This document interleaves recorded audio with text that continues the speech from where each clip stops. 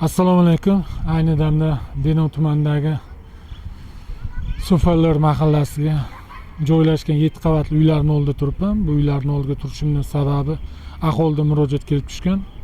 7 qavatli uylarning birinchi uyini yerto'lasi ham suv bo'lib yotibdi. Bunga bir shirkat e'tibor qaratishini so'raymiz. Undan tashqari endi bu hovliga kirib kelgandan keyin juda ham abgor holatda. Nima deyishimni ahvoli unda qarangda. Mana. Axlatxona bo'lib ketganda. Mana yaqinroq kelib olingda operator mana.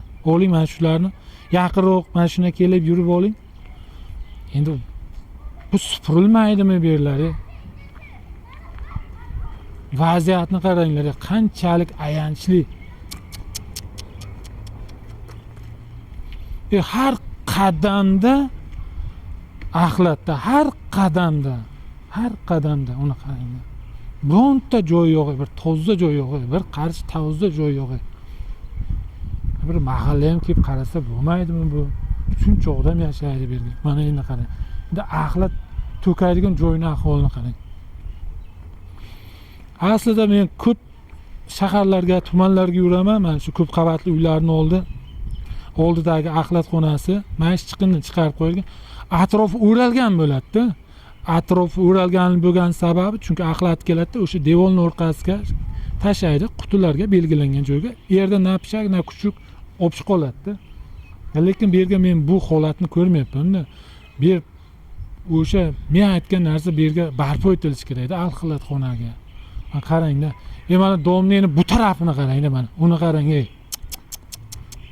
Ahvolni qarang, ahvolni. Denovni markazidamiz, qayerda deng?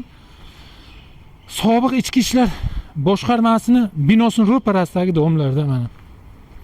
Bu yerga bolalar bor, boshqa bor. Assalomu alaykum.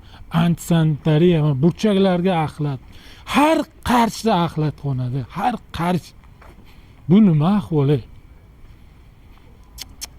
Bu viloyat hokimi haftaga 2 marta kelib ketadi. Haftaga 2 marta kelib ketadi. Shu obodonlashtirishni ham ko'zdan kechirib ketadi. Buni qarang. Bu yerga mana axlatxona, uni qarang.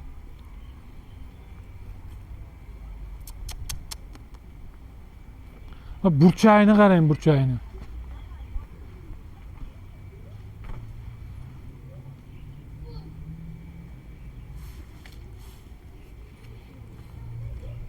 Burchagini ham oling.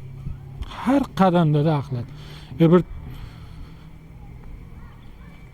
So'fallar mahalla 7ligi bir e'tibor qilinglar, sizlar kelib mana bu domlarga kelib